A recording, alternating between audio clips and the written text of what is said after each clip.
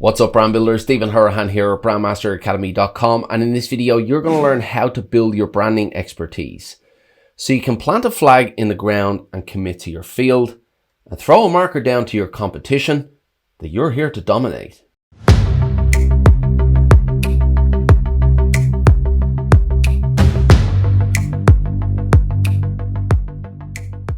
Now, if you're new to the channel and you want to build brands that go beyond the visuals and the logo using strategy, psychology, and creative thinking, then you're in the right place. Hit that subscribe button and the notification bell. If you want to fast track your results, make sure you grab the Pro Brand Strategy Blueprint. It's a free download and the link is in the description.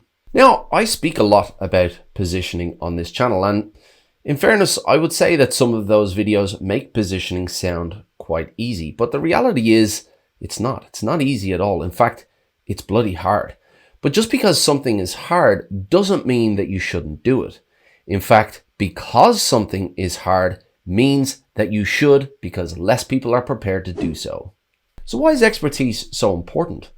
Well, if you think about it, the more you do something, the more mistakes you make. And each and every one of those mistakes is a learning opportunity. So essentially, the more mistakes you make, the better you become at what you do. The more you do something, the better you become at it, and the more efficient you become at it, and ultimately the better outcomes you achieve. And as Seth Godin said, developing expertise is essential.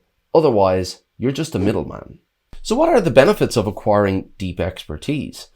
Well, the more expertise you have, the more relevant you are, and the more knowledgeable you are as well. And ultimately, that makes you more competitive. It makes you more competitive in your field. And if you are competitive, you can charge more. You can charge more than your competitors if you have that added advantage over them, if you have that competitive edge.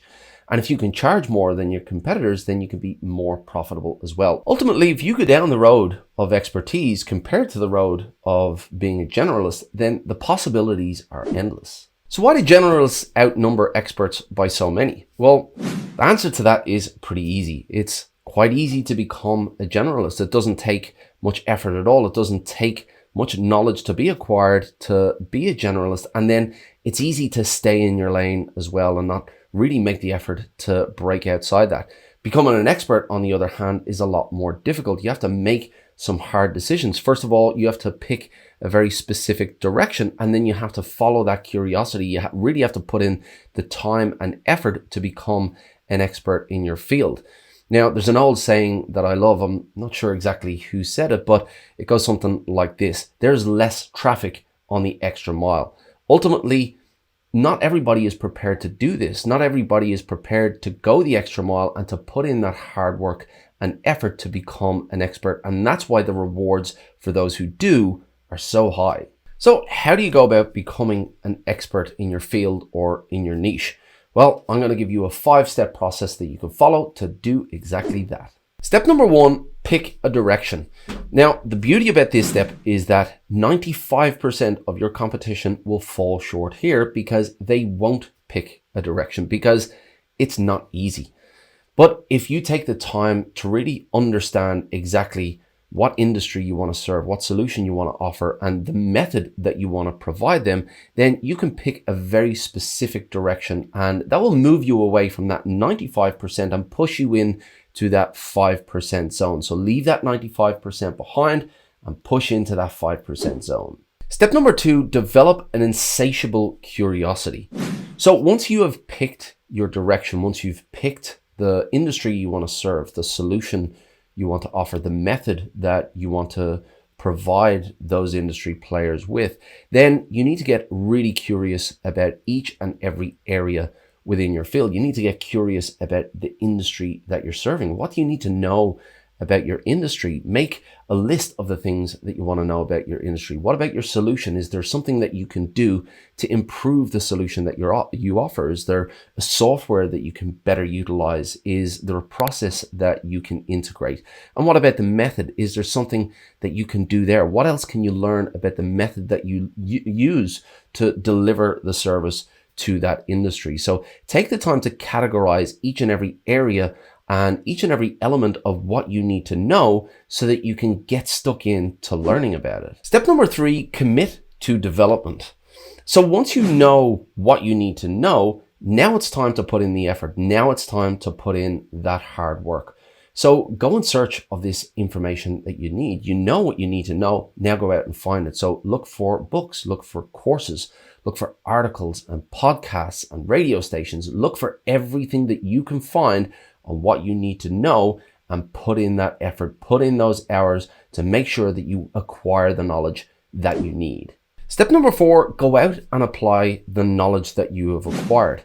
Becoming an expert is not just about the know-how. It's not just about the academics and the textbooks and the theory. It's about going out and practice what you know, going out and getting that expertise. So as you acquire the knowledge, find businesses that you can work on, whether it's a friend's business or a client that you offer a value add to. Go out and get that knowledge. Don't worry at this stage too much about what you're charging, because your priority at this stage is not your revenue. Your priority is your expertise. And step number 5, embrace failure. Now, there's another quote that I love that goes something like this. An expert is someone who's made all the mistakes in a narrow field. There is one guarantee that I can give you as you go out and try to apply your newfound knowledge, and that is that you will make mistakes. You will make a lot of mistakes, but don't be afraid of it.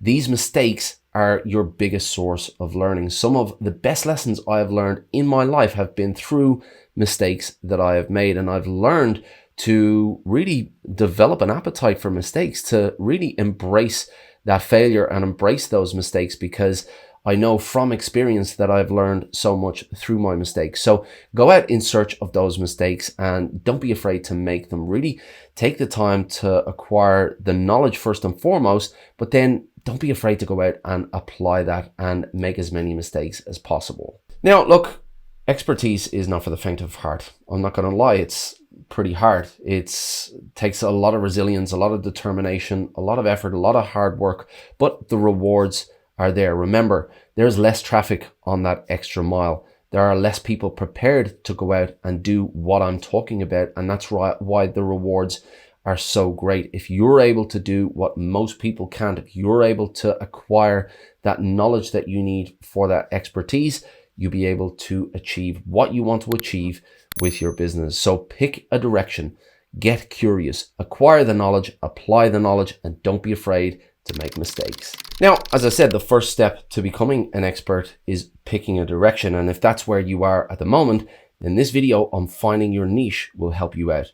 Until next time, brand like a master, and I'll see you in the next video.